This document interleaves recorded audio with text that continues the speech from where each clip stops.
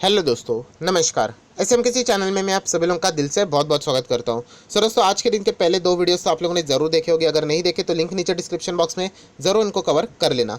First time visit किया channel को subscribe कर लेना and free stock market classes को भी सब्सक्राइब कर सकते हो। लिंक ऊपर आई बटन पर या नीचे डिस्क्रिप्शन बॉक्स में मिल जाएगी। सो चलिए दोस्तों, फिलहाल इस वीडियो को स्टार्ट कर लेते हैं। सो दोस्तों, अभी हम लोग आ चुके हैं बिल्कुल हमारे नॉर्मल स्क्रीन के ऊपर। बाजार में तो मतलब तेजी का रौनक छाया हुआ है। आप सभी लोगों को पता है 17,000 का लेवल भी बहुत ही आसान तरीके से तोड़ दिया। मतलब कोई ज़्यादा दिक्कतें देखने को नहीं मिली। पर दोस्तों, एक जगह पे एक बहुत बड़ा दिग्गज स्टॉक में हम लोगों को बहुत ही हेवी प्रॉफिट बुकिंग देखने को मिली एंड उसके पीछे का रीज़न भी बहुत बड़ा है। फिलहाल रिपोर्ट्स के जरिए तो ये खबर फिलहाल सामने आ रही है। सो इवन तो ऑफिशियली अभी तक कोई भी चीज़ देखने को नहीं मिल रही, बट रिपोर्ट्स के जरिए खबर क्या आ रही है उसको तो कवर यहाँ पे करना मतलब ज़रूर इंपॉर्टेंट खबर है, तो उसको कवर ज़रूर करना चाहिए। सो दोस्तों, यहाँ पे वो स्टॉक है AU small finance bank. Yes दोस्तों, एयू स्मॉल फाइनेंस बैंक अगर देखा गया तो अभी तक बहुत ही ज़बरदस्त परफॉर्मेंस दे चुका है। बट आज के दिन 13% से भी ज़्यादा हम लोग को ये क्रैश होते हुए देखने को मिला। 170 पॉइंट की गिरावट, और इतने ज़बरदस्त गिरावट आप देख सकते हो ड्यूरिंग द मार्केट ही हम लोग को यहाँ पे 12 जैसे ही बच गया, उसके बाद हम लोग को एक ज़बरदस्त प्रेशर देखने को मिला। सो ऐसा क्या हो गया, कौन सी खबर यहाँ पे सामने आ रही है, जैसे मैं शुरुआत में ही बताना चाहूँगा। अभी तक पूरा डिटेल सामने यहाँ पे अभी तक नहीं आया हुआ है, बट जो भी खबर आप जो सामने आ रही है वो मैं आप लोगों के सामने यहाँ पे रखना चाहूँगा। देखा गया तो एक लार्ज कैप कंपनी है। मैक्सिमम रिटर्न्स की बात करें तो 88% के रिटर्न्स अभी तक ये बैंक यहाँ पे दे चुकी है। सो यहाँ पे प्रॉब्लम क्या है, तो चलिए दोस्तों उसी के ऊपर अभी हम लोग यहाँ पे आ जाते हैं। सो दोस्तों, आप लोग देख सकते हैं एयू स्मॉल फाइनेंस बैंक का शेयर आज हम लोग को ज़बरदस्त फॉल होते हुए देखने को मिला ट्यूसडे के दिन। आफ्टर सीएनबीसी टीवी 18 पे भी ये न्यूज़ हम लोग को झलकते हुए देखने को मिली। उन्होंने इस खबर को यहाँ पे फ्लैश भी किया था। उन्होंने रिपोर्ट किया है कि ऑब्वियसली सोर्सेज के द्वारा ही हम लोग कह सकते हैं इस खबर को, that the bank's head internal audit at Jaipur head office mister Sumit Dher has resign. Yes दोस्तों, बहुत ही इंपॉर्टेंट चीज़ है यहाँ पे, दो वर्ड्स। सबसे पहली बात है internal audit and second head of internal audit obviously, and second अगर हम लोग बात करें रिज़ाइन। आप सभी को पता है ऑडिटर कभी भी रिज़ाइन करता है। हालांकि देखिए, अलग अलग टाइप के ऑडिटर होता है। एक होता है स्टैट्यूटरी ऑडिटर, या फिर आप एक्सटर्नल भी बोल सकते हैं, जो कि बाहर से आता है, कंपनी के फाइनेंशियल स्टेटमेंट्स चेक करता है। और एक होता है कंपनी का ऑडिटर। कंपनी का ऑडिटर जिसको हम लोग इंटरनल ऑडिटर ही बोलते हैं, जो यहाँ पे कंपनी के अंदर की जितनी भी रिक्वायरमेंट वाली चीज़ें उनके ऊपर नज़र रखता है। एंड जब भी बाहर का जो ऑडिटर आता है मेन, उसको भी मदद करने का काम ये इंटरनल ऑडिटर यहाँ पे करता है। एनीवेज, पर दोस्तों यहाँ पे याद रखिए, ये जो शब्द है ना वो बहुत ही डेंजरस होते हैं कि कभी भी अगर किसी भी कंपनी का ऑडिटर, चाहे वो इंटरनल हो या फिर एक्सटर्नल हो, अगर वो रिज़ाइन कर देता है तो उस पॉइंट को अच्छा बिल्कुल भी नहीं माना जाता है। इसके पहले भी मैं एक ऐसा वीडियो यहाँ पे बना चुका हूँ। जब भी ऑडिटर रिज़ाइन करने की न्यूज़ सामने आ जाती है तो बिल्कुल भी बाजार उसको पॉजिटिव नहीं पकड़ता है, इवन दो वो सोर्सेज के द्वारा क्यों ना आए। सो आज की भी जो न्यूज़ है आप लोग देख सकते हो, रिपोर्ट हुई है सोर्सेज के द्वारा ही, बट फिर भी आप देख सकते हो स्टॉक में हम लोग को लगभग 13% से ज़्यादा का यहाँ पे गिरावट देखने को यहाँ पे मिला है, क्योंकि डर बहुत ही ज़्यादा यहाँ पे रहता है।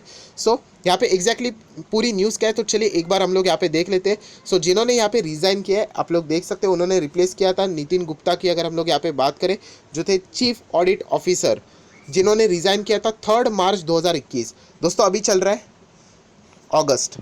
उसके पहले आप देख सकते हैं मार्च में भी यहाँ पे क्या किया था, रेजिग्नेशन आया था चीफ ऑडिट की। अगर हम लोग बात और चीफ ऑडिट ऑफिसर की बात करें तो सो मार्च के बाद अभी अगस्त में भी हम लोग को यहाँ पे वापस एक और रेजिग्नेशन यहाँ पे देखने को मिल रहा है। उसी के साथ साथ आप लोग यहाँ पे देख सकते हो सिमिलर टाइप का एक हायर लेवल का रेजिग्नेशन हम लोगों को और एक देखने को मिला था। आप देख सकते हैं this is the third high profile resignation at AU small finance bank recent month की। अगर हम लोग बात करें 14 जुलाई 2021 को भी यहाँ पे आलोक गुप्ता ने यहाँ पे क्या किया था, रिज़ाइन किया था from the post of a chief risk officer. ये भी मीडिया से ही हम लोग को ये सारा डेटा यहाँ पे देखने को मिला है। सो मार्च में रेजिग्नेशन, जुलाई में रेजिग्नेशन एंड अभी अगस्त में भी रेजिग्नेशन, ऐसे तीन तीन बड़े प्रोफाइल हम लोगों को रिज़ाइन करते हुए देखने को मिल रहा है, एंड वो भी हायर लेवल के प्रोफाइल। सो डेफिनेटली अभी एयू स्मॉल फाइनेंस बैंक की ओर हम लोग कह सकते हैं एक बहुत बड़ा क्वेश्चन मार्क लगते हुए भी देखने को मिल रहा है। देखिए, रिज़ाइन करना मतलब ऐसा नहीं होता कि डायरेक्टली बैंक में कोई गड़बड़ी चल रही है, बट अच्छा नहीं लगता है जब इतने हायर लेवल के अथॉरिटीज़ कभी भी किसी बैंक से रिज़ाइन यहाँ पे कर रहे हैं। हालांकि ये भी बात उतनी ही इक्वली इंपॉर्टेंट है कि रिज़ाइन के पीछे का रीज़न क्या है। अगर उनका कोई खुद का पर्सनल रीज़न रहेगा तो अलग से बात है, तो फिर बैंक के ऊपर कोई दिक्कतें नहीं है।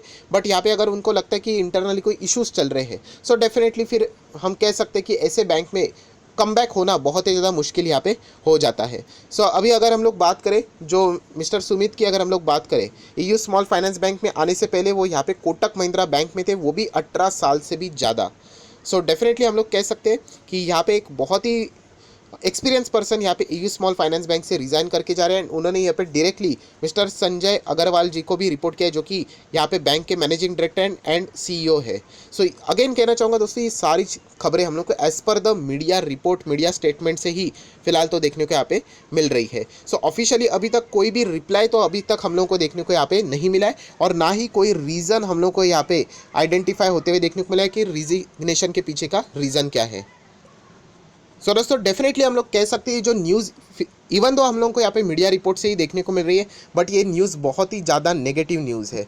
सो इसी का परिणाम है हम लोगों को आज EU स्मॉल फाइनेंस बैंक जैसी अच्छी बैंक में भी 13% से ज़्यादा गिरावट यहाँ पे देखने को मिल रही है। अगर हम लोग फॉर्मेलिटीज़ की बात करें आज के दिन के परफॉर्मेंस की, इस गिरावट में किन्होंने माल खरीदा है तो ज़्यादा नहीं, 19 से 20% के बीच में हम लोग को माल उठाते हुए देखने को यहाँ पे मिल रहा है। अभी अभी के अगर हम लोग बात करें 24 अगस्त को ही बैंक ने 1389 का हाई भी लगाया था, एंड आज बैंक 1125.35 पे चलते हुए देखने को यहाँ पे मिल रही है। बहुत ही इमीडिएटली हम लोग को एक बड़ा क्रैश यहाँ पे देखने को यहाँ पे मिल चुका है। उसके पीछे का रीज़न भी हम लोग कह सकते हैं, फिलहाल रिपोर्ट्स के जरिए क्यों ना हो, बहुत ही मटेरियल है, हम लोग ऐसा यहाँ पे बोल सकते हैं। सो दोस्तों अभी यहाँ पे अगर हम लोग नेक्स्ट इंपॉर्टेंट अगर न्यूज़ की यहाँ पे बात करें तो यहाँ पे जो इंटरनल ऑडिटर है उन्होंने यहाँ पे क्यों रिज़ाइन दिया है, उसके पीछे का क्लैरिफिकेशन के लिए हम लोगों ने यहाँ पे अभी इंतज़ार करना चाहिए। अभी तक कोई भी क्लैरिफिकेशन फिलहाल तो सामने नहीं आया है, बट डेफिनेटली यहाँ पे कुछ समय के बाद हमें यहाँ पे पता चलेगा कि क्यों इंटरनल ऑडिटर ने फिलहाल यहाँ पे रिज़ाइन किया हुआ है। सो दोस्तों डेफिनेटली हम लोग कह सकते हैं नेगेटिव न्यूज़ है, एंड मेरे बोलने से भी कुछ नहीं होगा, बाजार ने खुद यहाँ पे रिएक्शन दिखा दिया है, इवन दो रीज़न सामने नहीं आया। अगर रीज़न यहाँ पे कोई इंटरनल उनका खुद का ही रीज़न है, पर्सनल रीज़न है, तो डेफिनेटली यहाँ पे EU स्मॉल फाइनेंस बैंक में आप लोगों को गजब की रिकवरी भी देखने को मिल सकती है। बट अगर रीज़न बहुत ही मटेरियल रहेगा, अगर वो कहते हैं कि फॉर एग्जांपल बैंक का स्टाफ प्रॉपरली रिस्पांस नहीं दे रहा है, जो ऑडिटर को रिक्वायर्ड डॉक्यूमेंट्स है वो नहीं दे रहे, तो डेफिनेटली बैंक में और भी प्रेशर यहाँ पे बढ़ सकता है। सो दोस्तों अगर आप EU स्मॉल फाइनेंस बैंक से पुराने शेयर होल्डर हो तो ज़रूर अगर आप चाहो तो यहाँ पे 1000 रुपये के आसपास का यहाँ पे स्टॉप लॉस मेंटेन कर सकते हो। येस, क्योंकि ये बहुत ही इंपॉर्टेंट खबर है जो कि हम लोग यहाँ पे कह सकते हैं। 1000 रुपये के नीचे अगर यहाँ पे फिसलता है ये, तो बहुत ही बड़ी गिरावट भी हम लोग को यहाँ पे देखने को यहाँ पे मिल सकती है।